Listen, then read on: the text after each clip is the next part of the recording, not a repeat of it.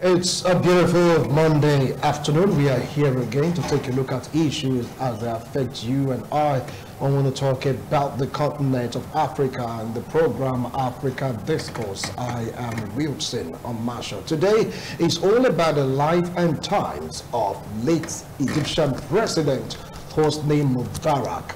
Yes, and of course we take a look at it from the era of pre and of course post-Arab Spring. Many of the opinion that since HOSNI MUBARAK, just like Gaddafi was deposed, the throne, or state changed out, that Egypt hasn't been the same. You get to see the like of Mohamed Morsi, and after that you get to see the like of Abdel Fattah Sisi, the current president. Persons of the opinion that Egyptians, many of them, some of them, have been under this strong like kind of whip from these leaders. It's like the amazing HOSNI MUBARAK. Was he a tyrant? Was he a hero? Was he a nationalist or a crony capitalist, as it's been labeled by so many persons? With me here in the studio to throw more light on this, I have a political analyst, a political affairs commentator, an entrepreneur, a businessman, and of course a politician. When you talk about humanitarian services, is there? Yeah, a top-ranking member of Rotary Club, and of course, is a man who was Scout, sir. Scout. Yes. Yes, just to welcome Honorable Agarase Idubo. Welcome to the show, sir.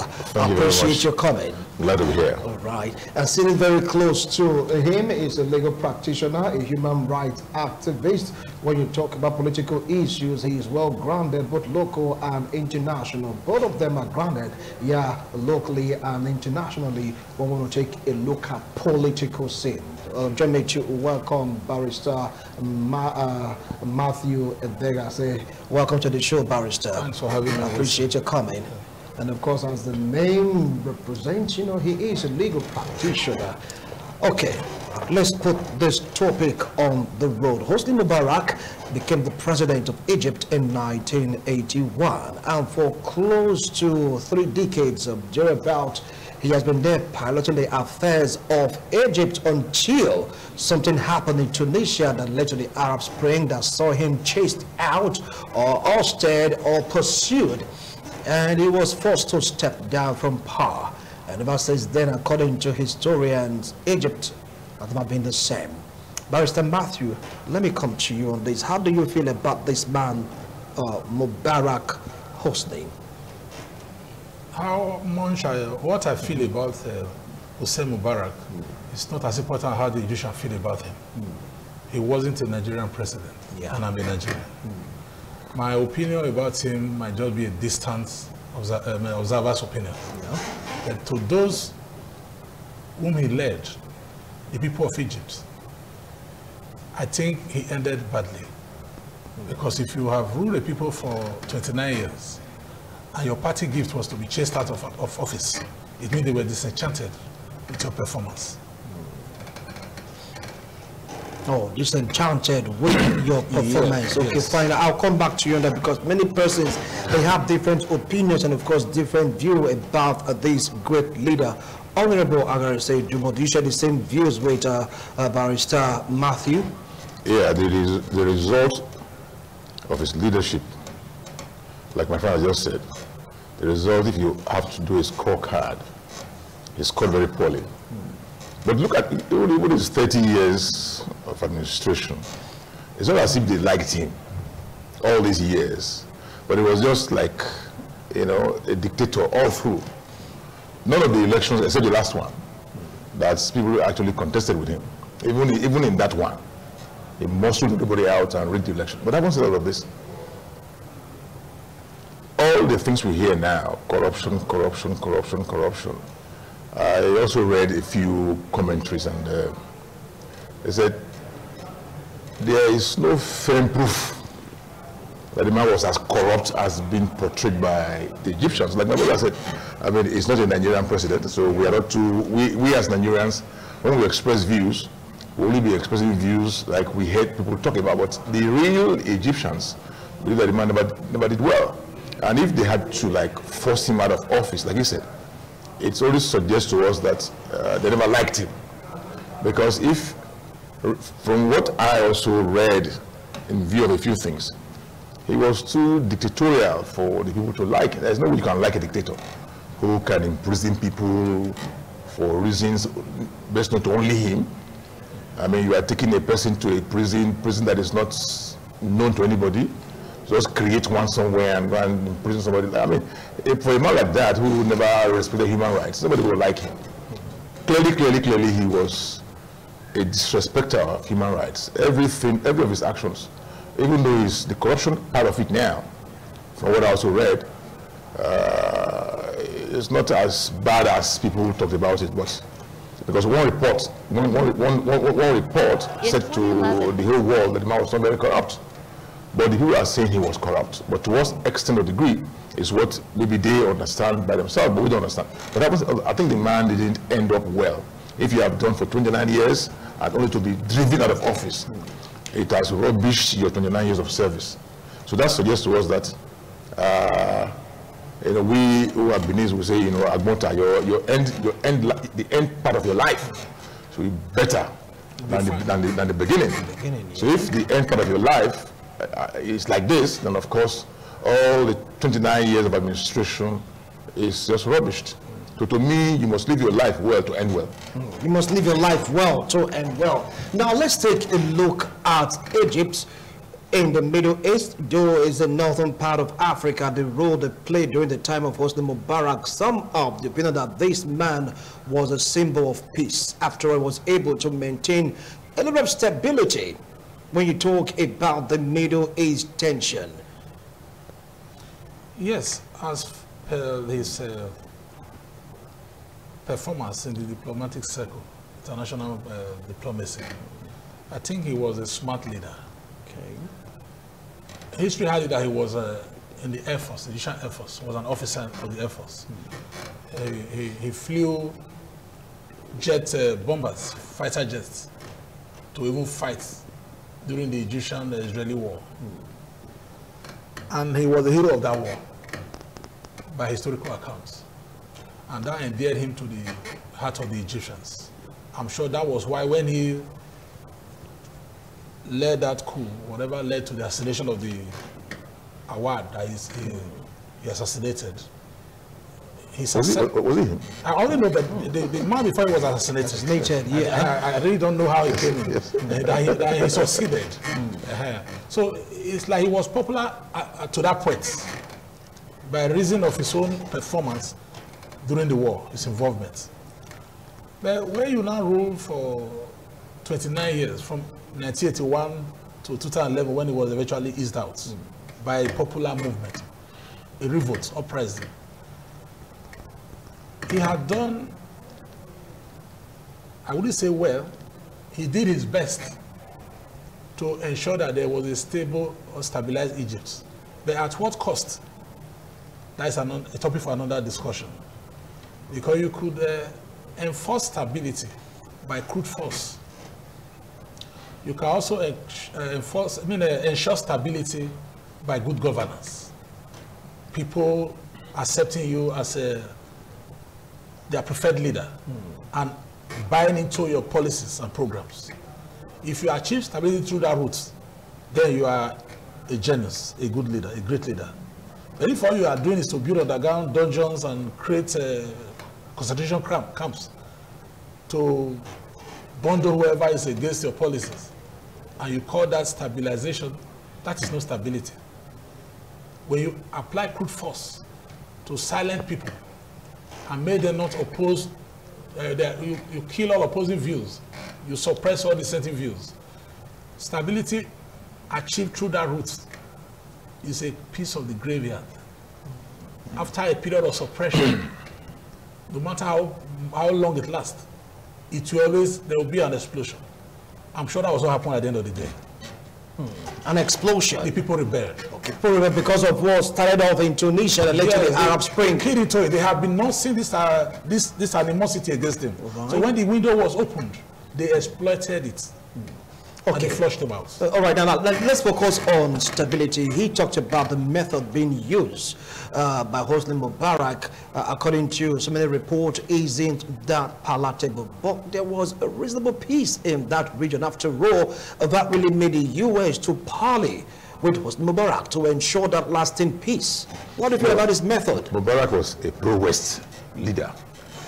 I mean, he was pro-West. Yeah. To that extent, they helped him to remain in power. The election of 1993 created so much problem for the Egyptians. Okay, fine. The 87 election, 93 election, and you know they have a 6-year tenure. The 3 elections, he muzzled everybody out of the elections. Whoever showed interest was either jailed or killed. And that was not, I mean, that was an uneasy calm. If you want to be a president, for instance, or a ruler, and you try to silence opposition, then to me that's not a way to be. Yes. So if you force people are so scared of you, not because they like you or they liked you at all, but they are so scared of your reaction. If they opposed you, for instance, the consequence they already know. So why will you now go and when you know the consequence of your opposition? So just stay off. So they stayed off to the point until this last election that was challenged. Hitherto nobody could challenge him. Only these 2 or 5 elections that he was challenged. And even at that, the man who challenged him was jailed. So if you find a man who historically is known for coercing people, a man who's an oppressor personified, then of course there's no way. Just leave him to be doing what he's doing. And because he was very pro-West, they were protecting him.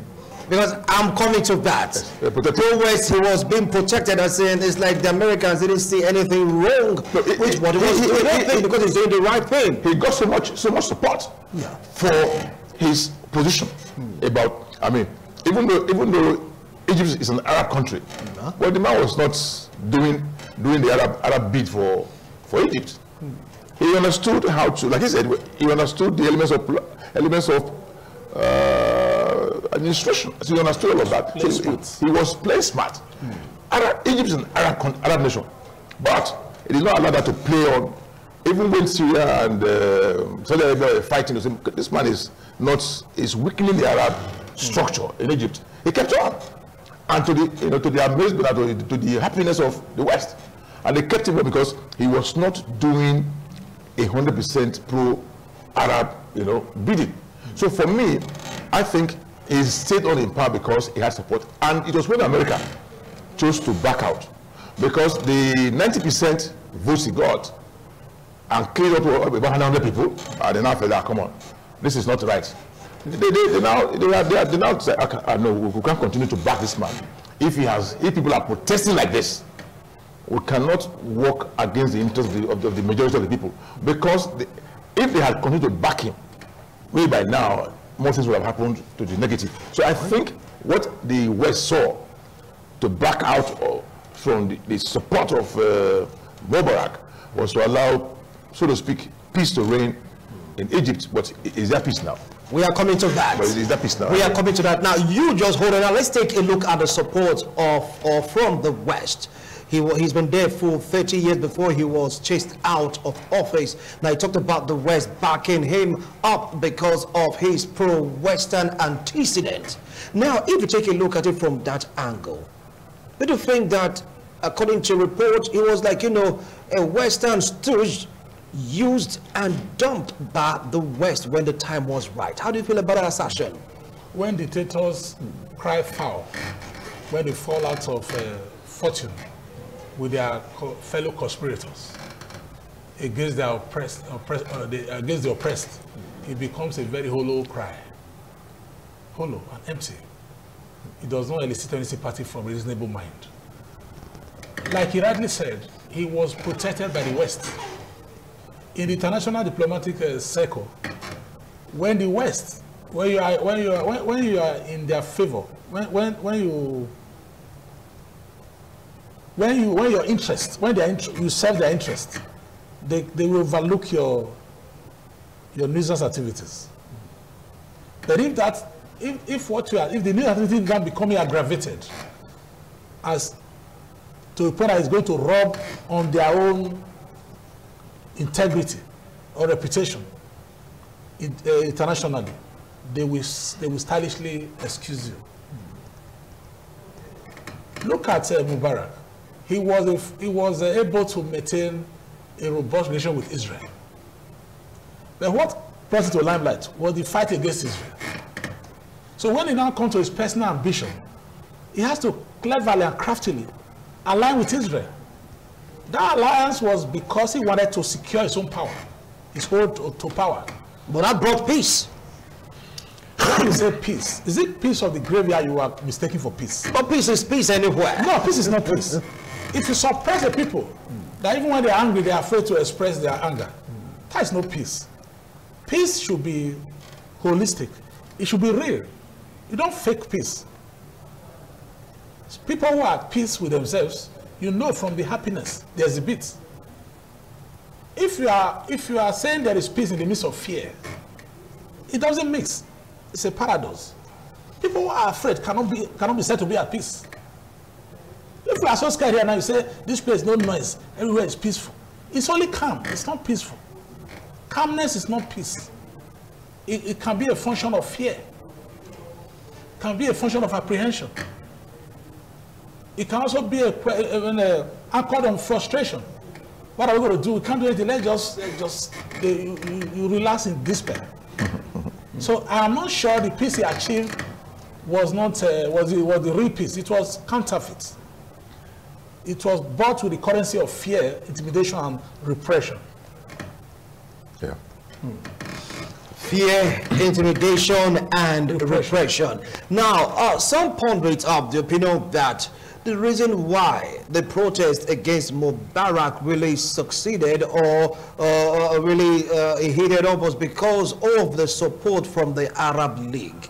You get to hear about the Islamic Brotherhood and the ones championing the protests. Hence, when he was chased out of power, the next person that took over was an extremist, so to speak.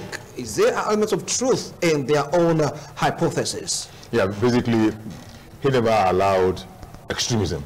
Yeah.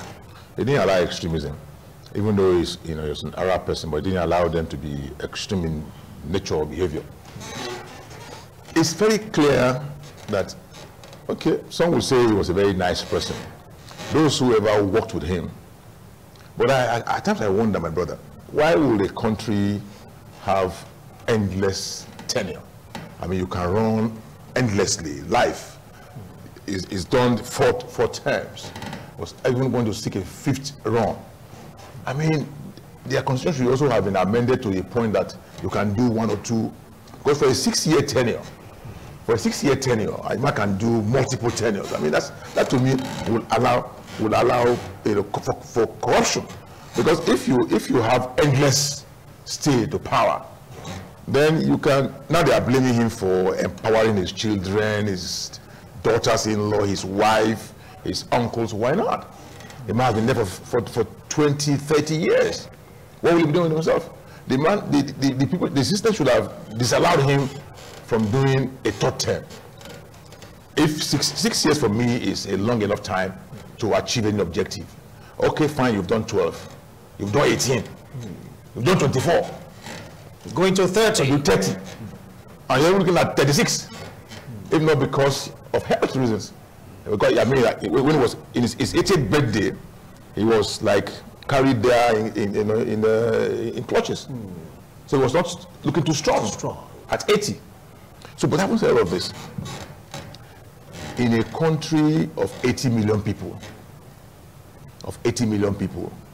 and the index nature of the economy says about 42 million people are in poverty. They are poor. But according to Mubarak, that isn't true. Yes, say they are poor. Because like half of the population that are like in poverty, according to him, he said that is not true, that Egypt hadn't had it better. For the past 30 years, he's been president. It's one person. It's one person. I concede to him, he gave them better houses. I mean, in Egypt, He devoted house in Egypt is like, you can live anywhere in Egypt, almost for free. Yes, it reduced school fees drastically.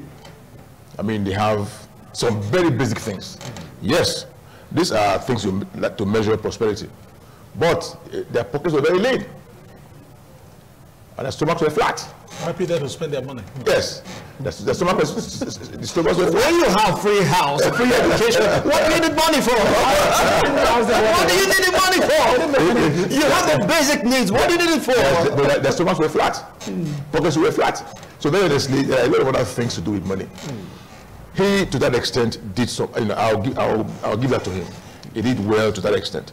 But you see, when people think that the economy is not doing well, and they tie it to corruption, but again, most of those who are investigating him have not really come to say the man stole a quantum of cash. What I read somewhere, I said is $17.6 million. That's small money for a man who has been president for 30 years. $17.6 million. The man made so much money as an Air Force officer. His worth before he became president was about 40 billion. His worth before he became president was 40 billion US dollars. So he made all his money before he became president. But he allowed corruption, to grow. The system was relaxed to allow to support corruption. And the corruption became a very major issue in Egypt. And that was actually the real problem. People made money, empowered them. Either he turned his eyes on the other side, allowed people to make money. His children, his in-laws, he turned his eyes on the other side and relaxed the system to encourage corruption. Okay. And that was a very major part why people are fighting him now, because the economy was buffeted. Everybody was just, taking what they were not due to take. Okay. And they made the economy look sick now. All right, I will come back to you on the aspect of corruption. I would like saying that you can liken Hosni Mubarak and late Colonel Gaddafi. After all, when they were taken out of the picture, things fell apart in these countries. Take it up from there. The comparison between Mubarak and Gaddafi, I will look at it from the perspective of two dictators, two seat-tight presidents. That is the only characteristics, and they are negative.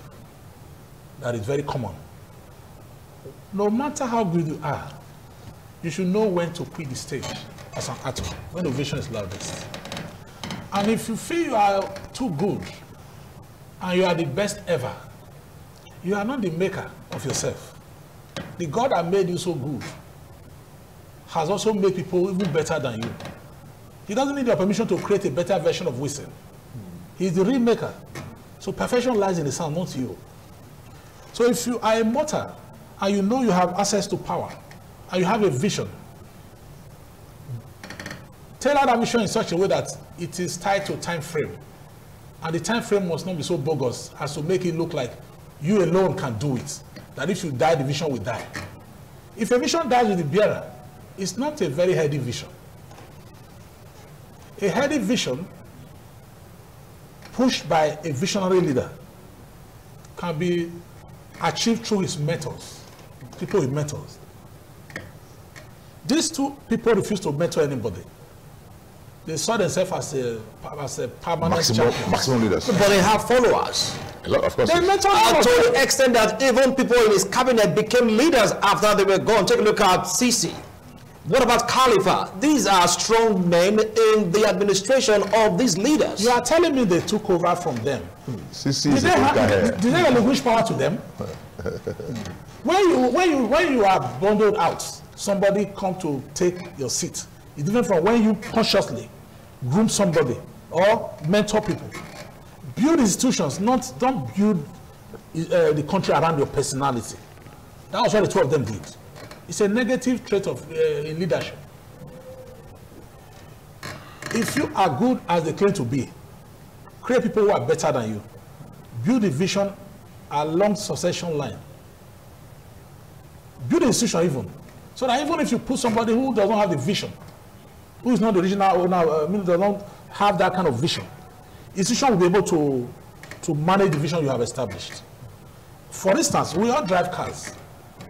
We are not the manufacturer, we are not the inventors. There is a manual.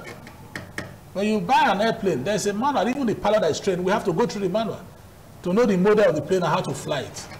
So if a leader cannot produce a manual, by what being instructions, anybody who come in will look at it and say, oh, this side is done. Let us do it. People will key into it. You are endangering the destiny of the nation. You are tied into your personal destiny that is limited. Because lifespan on earth, human lifespan is limited. No matter how long you live, you can't live for 200 years. So if your vision cannot outlive 200 years, it's not a national vision. It's a personal vision. It could die with you. So their vision died with them because they refused to make it an institutional vision. Yeah, it's a personalized vision. Personalized vision. That is why Africa is rich in dictatorship. There's one in Cameroon now, it's still there. The one in Zimbabwe just passed away a few years ago, thereabouts. Then the one in Sudan was booted out. This belief that I am the best ever, it can't be better than I am now, is killing African development and growth. Great nations do not build their vision around individuals. They build their vision around institutions. And people, it becomes part of the people's culture. That is how vision should be built as a leader. All right. So right now you're saying that comparing the two, the situation of the countries right now, that these two leaders, the personalized power. The personalized power. Yes. Okay. Now, in course of your own analysis, you talked about, you asked a question which I said we would delve into. If Egypt is the same after the Arab Spring, they talked about corruption, they talked about oppression, they talked about killing. That was during the time of HOSNI Mubarak. Has things changed? Let me also differentiate between Mubarak and Gaddafi. And of course, the maximum leader, Gaddafi. Gaddafi turned Libya to another kind of country. Even though he was a maximum ruler, but Libya became, I mean, a great country. Things were, to my mind, in order. Because I had to visit Libya when I was the president of the Youth of Nigeria, and what I saw there, I expressed satisfaction in various forms. Even when I came back, 10 years after I came back, I had to go back there. And to me, Libya during Gaddafi was a great country. It was a great country. I think his problem was that he overstayed. He overstayed. Otherwise, he did so well for Libyans. I mean, that's why Libya is a transit. I mean, you can go there. In Libya at that time, you could come in there as whatever and work and earn a living. But because people were now coming, migrants were becoming, taking over the place, they now came to some very stringent, whatever. What Egypt is now, since after Mubarak, it's not been the same. It's not been the same. They have been fighting each other. You mentioned Sisi. Sisi is part of the man we're talking about. Sisi was in government, and Sisi is also a political heir of our brother. And very honestly, these are his people. He's a military man. When Mubarak was jailed, people thought that was going to be a punishment for him. But Sisi came and said the man should go home. And that act of him, the action he took by allowing him to go home, didn't go down well with the Egyptians. If a man has been convicted of corruption and you ask him to go home because you are partners in the, I mean, that is not nice enough. And when you do things like that, you send wrong signals. If you cannot punish something that was evil, then of course you now open floodgates for other persons to do the same. And people thought that, oh, now you have come, the man should serve his jail term. He has been convicted, let him serve his jail term as a way of saying, maybe not punitive, but corrective. To say, now next time, no matter how highly placed you are, you can be punished. The children also were released from prison. Everybody that was jailed was removed from prison because you are his political heir. I mean, that's not nice. A system we talked about, institution. It is institution. Now, if the man was punished, it should be allowed to stay. Yeah. And not one person come in and say, because you're not in power, You now, so to speak, twist everybody. Personalization of power. So, for me, Mubarak, he did his own bits.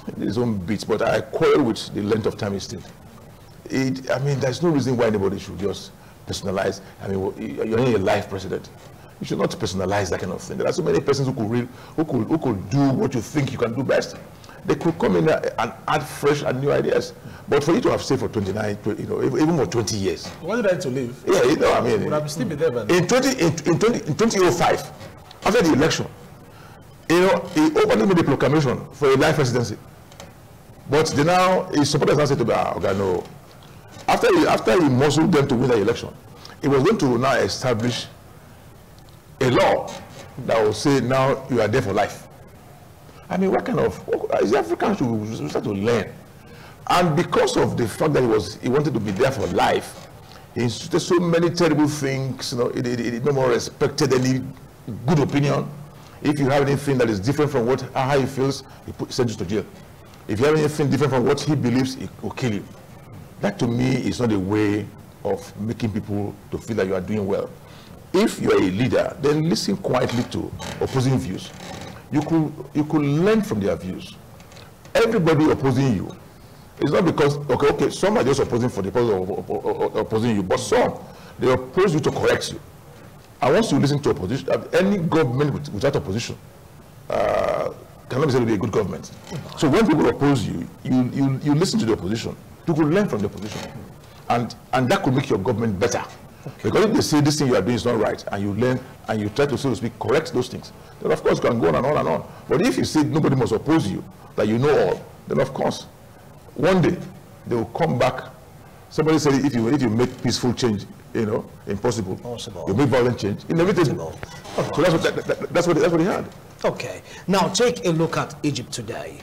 The accusations against late HOSNI Mubarak: one, corruption; bad economy; unemployment. His regime now, after he was chased out of power, jailed, released, has Egypt changed?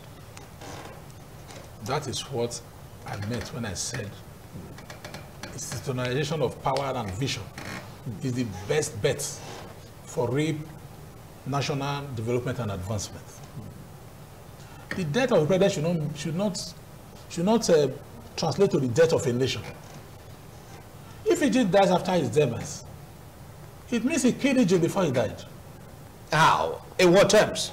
Because the situation and circumstances he was accused of is still what is at play right now, according to Pondwix. I will explain. Okay. Institutions that you put in place will make sure things do not collapse if you fall ill or you relinquish power. Look at the Western world. Things do not just collapse immediately. A leadership is changed. The advancement does not crumble immediately because they have put in place institutions that make sure things work in a certain way. Gaddafi's death led to chaos. Now, that is because everything that was in place was built around him as a person. Yeah. If it was institutionalized, his death wouldn't have fundamentally altered everything in such a drastic manner. Same goes for Egypt. After the Arab Spring, there was change of guard. Morsi came in with his Muslim Brotherhood. Islamic Brotherhood. Islamic Brotherhood and all of that. Then he too was eased out. This Sisi came. All of these leaders are not building institutions. They are building power based around themselves. Morsi built power base using religion as an instrument of whipping the people into line. A kind of theocratic arrangement. Not because he's holier than every other average Muslim or non-Muslims that is better than non-Muslims. He just wanted a platform that would give him a very strong hold over the polity. He wasn't really building Egypt to be a great nation, to compete with other nations. But that's what he said he had in mind. to bring stability, to end oppression, to end corruption, because those are his watchwords. Those are abstract. Those are abstract statements. But he said that. He said he want to walk towards it. He want to. He want to. Mubarak said so. Yeah. Okay. Mubarak said so. Mubarak said he was going to also fight corruption. Yes. All right. Okay. And he spent 29 years, and he left. Corruption was still there. In fact, he became corrupted. Now, if you are saying I will as a leader, I will stop the moment you take over the seat. You should be saying I have done. I will is campaign language. Once you are now in charge, don't say I will. Let people be seeing what you are doing, and it should be seen to be done. And it should be tied to, the assessment should be time-based. Should be tied to time. After 2 years in power, what have you done?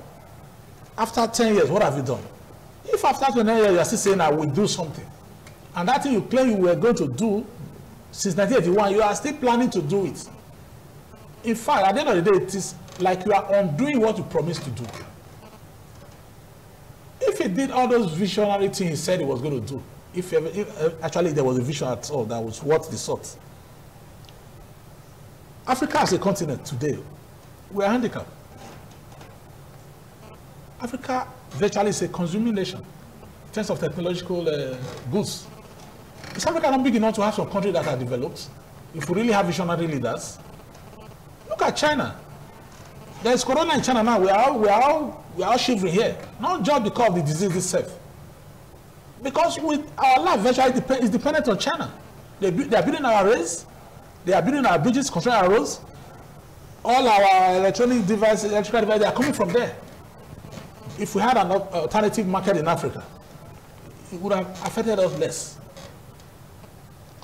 If we say we are not going to, cancellation of flight to China is born out of, why we cannot do it, it's born out of economic consideration. We will be strangulated economically if we say flight to China is cancelled. It's been done. Yes. It's been done now. It's been done now. Yes. Okay, it's going to affect us adversely. Yeah, but you know, it's a necessity. Now, last I involved. It's a necessity. Okay. So definitely, if you are going to assess leadership in Africa, don't assess them by the vision they claim they have. Assess them by how they implement these visions. Okay, by how they implement the vision. Within the time they have spent in power. Okay, because in this particular discourse, taking a look at pre and of course post-Arab Spring. Now, post-Arab Spring is after the exit of HOSNI MUBARAK. I'll take a look at Egypt. Now, over to you, Honorable. Let me just, I thought I should remind you of this. Yeah. Mubarak was vice president for 6 years. So I mean that was for me enough for him to think that he should hit the ground running as president. After 6 years as vice president, then you came and you became funny. I mean, you know, although he's dead now, whatever I should say, you should punish him. Because as vice president, when they killed his principal, he was there. You understudied this. Yes, he should have understood it. I should have known what we were thinking about their governance. He was there when they killed his predecessor, even though he was injured in the process. Yeah, Anwar, yeah. Yes, he was injured in the process. And having survived that, and he now became president, you should have also learned a few things from your experience as vice president. He came into Egypt as a man that people thought was prepared for governance. They liked him, like he said, having fought the war, and he rose to become the Air Force Chief. Air Force Chief, which again was a very high-ranking position in administration. So one would believe that he had some administrative skills, but he didn't display any of that in his presidency. But having said all of this now, if you were president for so long a time, post his own tenure, now Egypt is still struggling. Why? Because Sisi is like a continuation of Mubarak. It's the same. Corruption is still, I mean, they're both military people. With due respect to my military friends, it's not, they may not be the best leaders or rulers.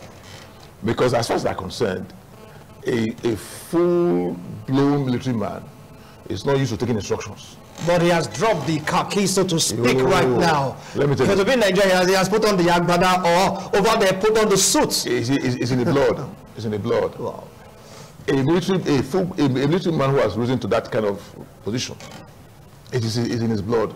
They're not used to taking instructions. They're used to giving instructions. And when you find, let me tell you, one military president here said, Kai, oh, Agare say, I wish it was before. How can these people be telling me I can't do this? So they're not used. They're used to giving instructions. So if you have a system that tries to check them, they will fight the system. And he fought parliament for 18 years. Mubarak for 18 years, he fought parliament to a standstill.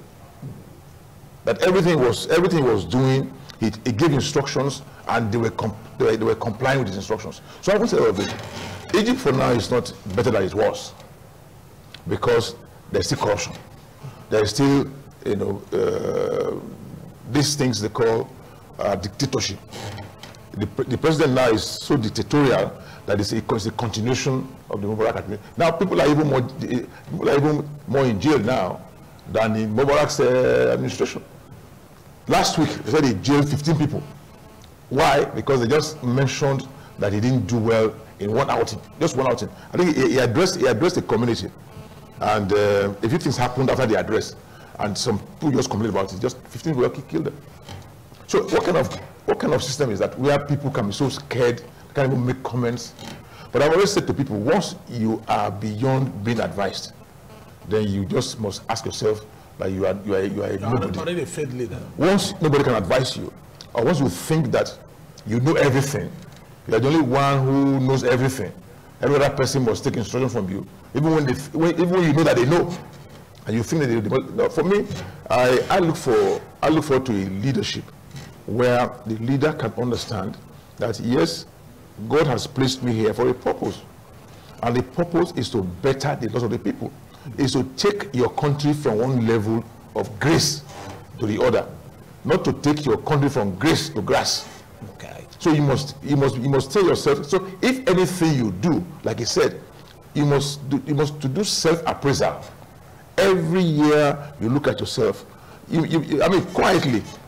Quietly self-examination. Every year, or in 2 years, or in 3 years. Okay, fine. I have a 6-year tenure. Segmentize it. Okay, 2 years. After every 2 years, what have I done? What should I do?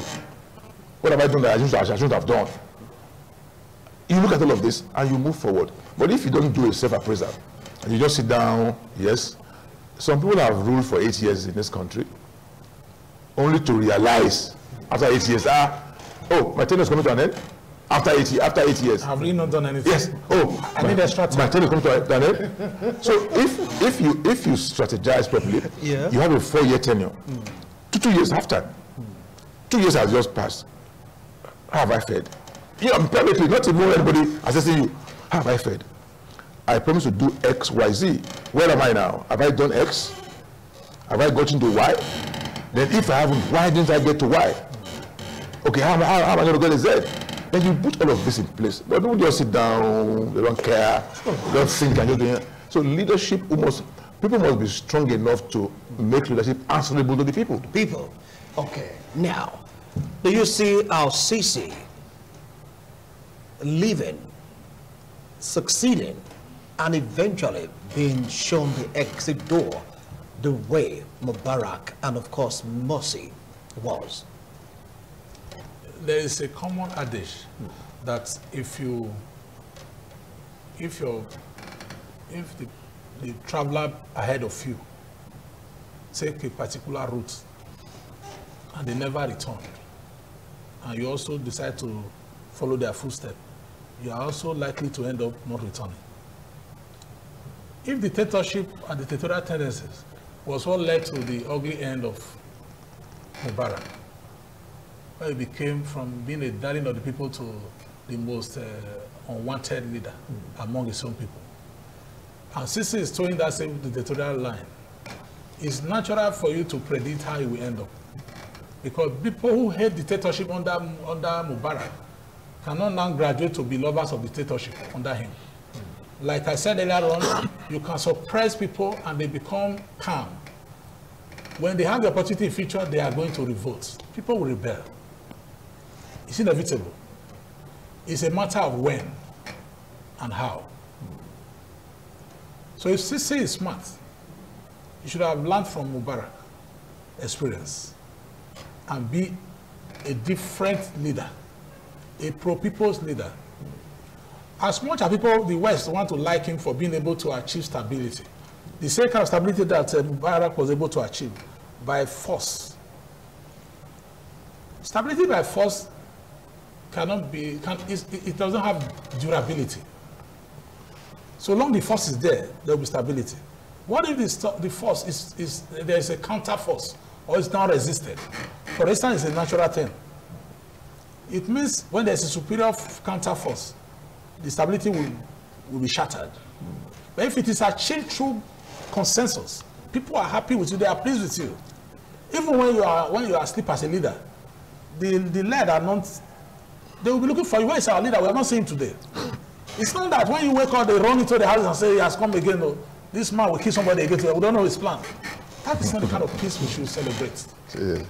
Sisi. All right. All right. Now, this is your last line on this because our time is up. Our time is up. Now, what advice do you have for Sisi? You want to talk about Sisi? And, of course, the advice you have for African presidents that have stayed beyond 10 years and, of course, going to 30, 25 years. A second example also of what happened to Robert Mugabe. Not forget to mention about retinues of them in Africa.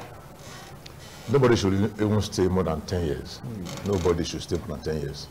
You see, it's a very tasky position. It tasks your brain, tasks your everything. So why must you stay for more than 10 years? But Sisi will not go the same way with Mubarak. He won't. Yesterday, he appointed an opposition leader to his government.